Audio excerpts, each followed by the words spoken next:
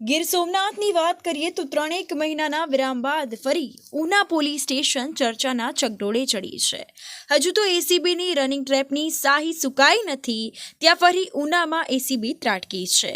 તો દીવના દારૂના બારના વચેટિયાનું જૂના કેસમાં નામ ખોલવા પીએસઆઈ વરુએ 5 લાખ માંગ્યા હોવાનું સામે આવ્યું છે, ત્યારે વધુ સેટલમેન્ટના અંતે 1 લાખમાં સોદો થયો હોવાનું પણ જાણવા મળ્યું।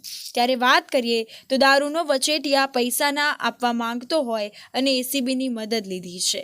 પીએસઆઈ વરુનો વચેટિયો જે છે વિજય ફાળિયો ઉર્ફે વિજય જેઠવા ઝડપાયો છે અને એસીબીની ટ્રેપમાં છે। ત્યારે વાત કરીએ તો કોલ અને પૈસા સહિતની સામગ્રી જપ્ત કરી છે અને એસીબી ત્રાટકી હતી। ત્યારે વાત કરીએ તો પીએસઆઈ વરુ હાલ ફરાર છે તેવું પણ અહીં જાણવા મળ્યું છે અને ઉના પોલીસ સ્ટેશનમાં સળંગ રેડ ચાલી રહી છે। આમ જનતાના અનેક સવાલો સામે આવ્યા છે।